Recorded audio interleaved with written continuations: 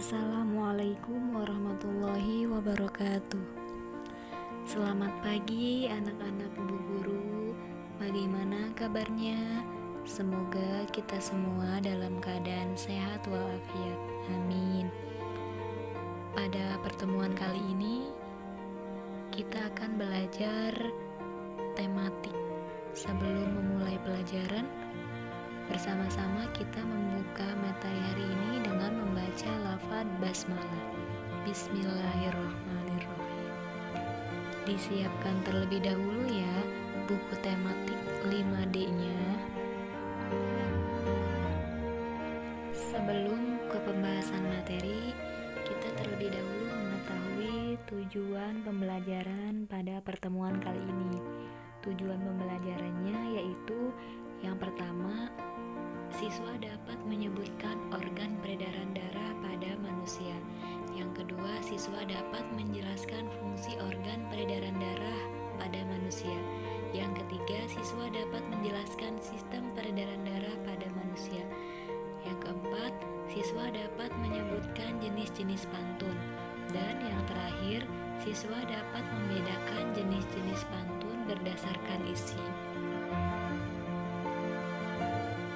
Baik, pada pembahasan yang pertama, Bu Guru akan membahas mengenai organ peredaran darah dan fungsinya pada manusia. Simak terus ya videonya sampai selesai. Di dalam pembuluh darah terdapat darah yang mengalir, yang merupakan salah satu komponen penting dalam tubuh manusia. Apa sih itu darah? Darah adalah bagian tubuh manusia yang berfungsi untuk mengedarkan oksigen dan sari-sari makanan ke seluruh tubuh. Berikut ini komponen-komponen darah antara lain.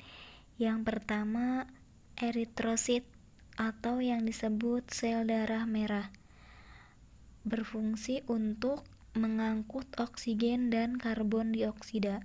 Yang kedua, leukosit atau disebut sel darah putih, yang berfungsi untuk membunuh kuman yang masuk ke dalam tubuh. Yang ketiga, trombosit atau keping darah, berfungsi untuk membantu pembekuan darah dan penyembuhan luka. Dan yang terakhir, plasma darah, berfungsi untuk mengangkut zat-zat makanan dan hormon. Berikut ini gambar komponen-komponen darah. Terdapat pembuluh darah. Dari pembuluh darah ini ada bagian-bagiannya. Yang pertama ada eritrosit atau sel darah merah, kemudian leukosit, sel darah putih, selanjutnya ada trombosit atau keping-keping darah, ada plasma darah, dan yang terakhir ada sari-sari makanan. Di dalam tubuh manusia terdapat organ tubuh yang berfungsi untuk mengedarkan darah ke seluruh tubuh. Organ tubuh ini terdiri atas yang pertama jantung. Jantung adalah organ tubuh yang berfungsi untuk memompa darah ke seluruh tubuh. Jantung ini terletak di dalam rongga dada sebelah kiri. Dan yang kedua, pembuluh darah. Pembuluh darah merupakan saluran tempat mengalirnya darah dari jantung ke seluruh tubuh, juga dari seluruh tubuh kembali ke jantung. Jadi, jantung dan pembuluh darah ini merupakan bagian dari sistem peredaran darah.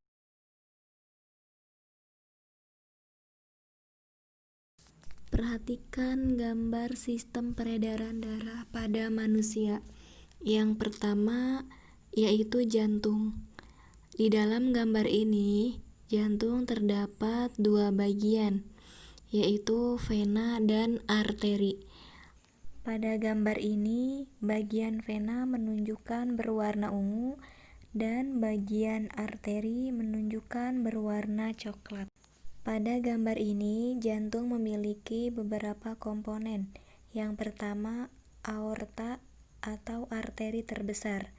Yang kedua, serambi kiri, berfungsi mengalirkan darah yang kaya akan oksigen dari paru-paru ke bilik kiri.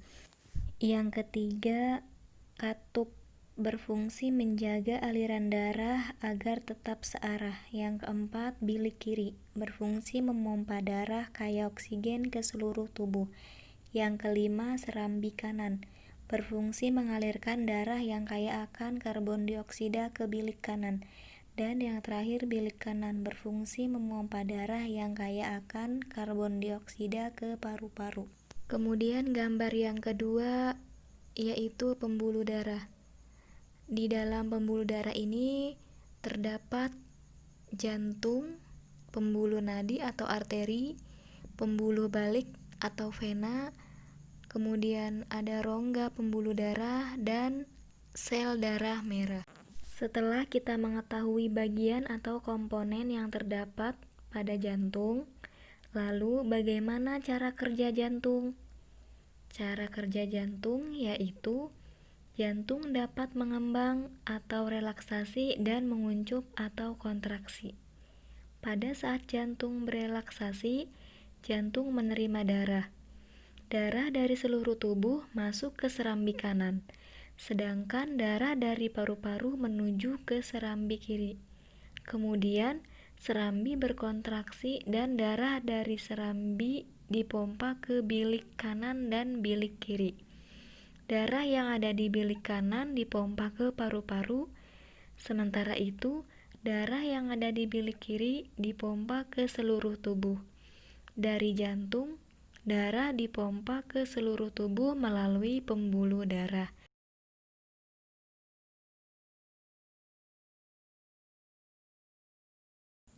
Berdasarkan arah alirannya, peredaran darah manusia dibedakan menjadi dua, yaitu peredaran darah besar dan peredaran darah kecil. Pada gambar di samping menunjukkan tanda panah yang berwarna hitam itu disebut dengan peredaran darah kecil, dan tanda panah yang berwarna merah itu menunjukkan peredaran darah besar. Peredaran darah besar, darah mengalir dari jantung ke seluruh tubuh lalu kembali ke jantung. Maksudnya bagaimana? Nah, cara kerja dari peredaran darah besar ini dari jantung atau bilik kiri ke aorta, kemudian ke arteri, kemudian ke kapiler seluruh tubuh, ke vena atas dan bawah, dan kembali ke jantung atau serambi kanan. Dan yang kedua, cara kerja peredaran darah kecil. Darah mengalir dari jantung ke paru-paru lalu kembali ke jantung.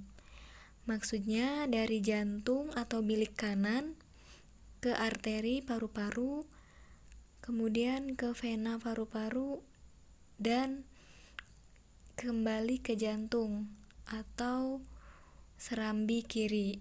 Dari kedua cara kerja tersebut dapat disimpulkan bahwa dari masing-masing peredaran darah tersebut memiliki persamaan dan perbedaannya. Persamaannya, darah itu mengalir dari jantung, jadi sama-sama dari jantung.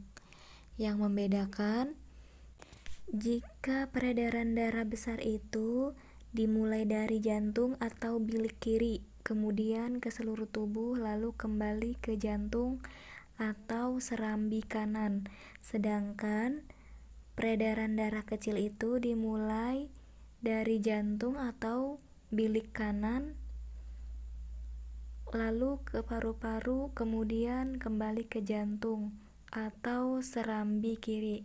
Nah, itu merupakan persamaan dan perbedaan dari kedua cara kerja peredaran darah tersebut, yaitu peredaran darah besar dan peredaran darah kecil.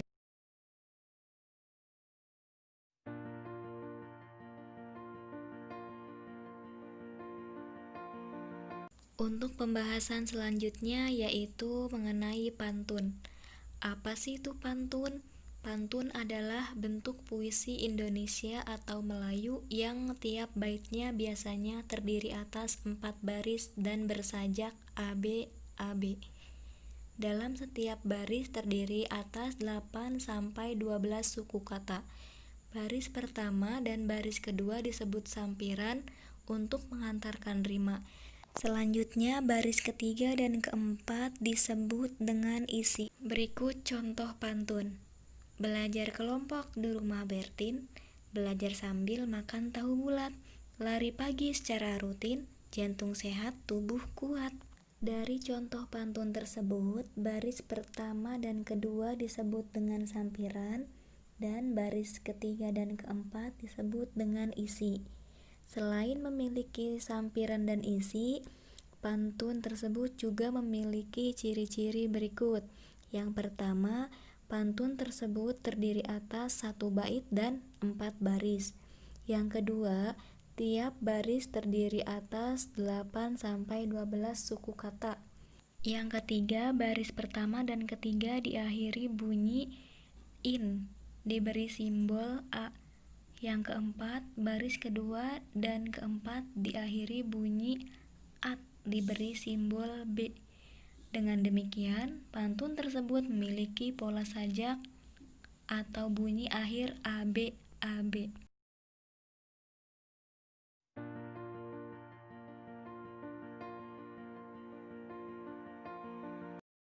Jenis-jenis pantun dibagi menjadi 3. Yang pertama, pantun anak-anak, yaitu pantun yang berkaitan dengan dunia anak-anak.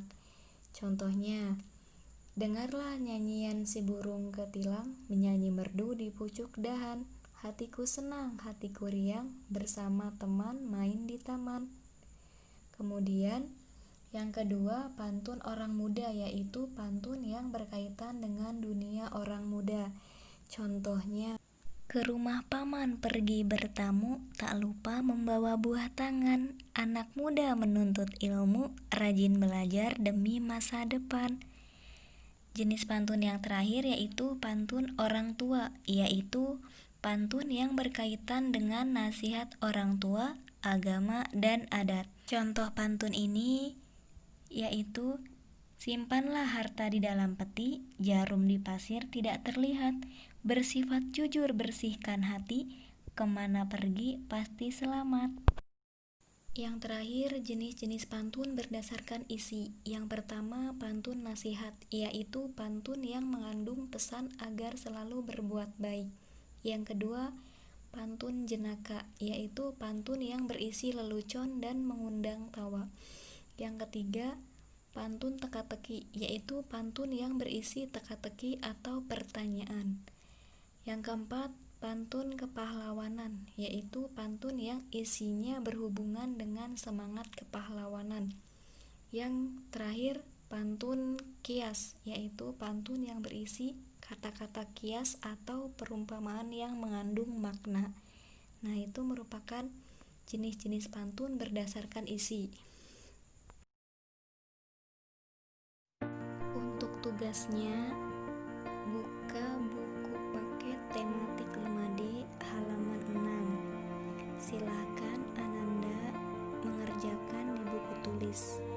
Yang dikerjakan cukup yang dilingkari saja, yaitu nomor 1 dan nomor 3. Untuk materi hari ini, Bu Guru cukupkan. Semoga Ananda bisa memahaminya.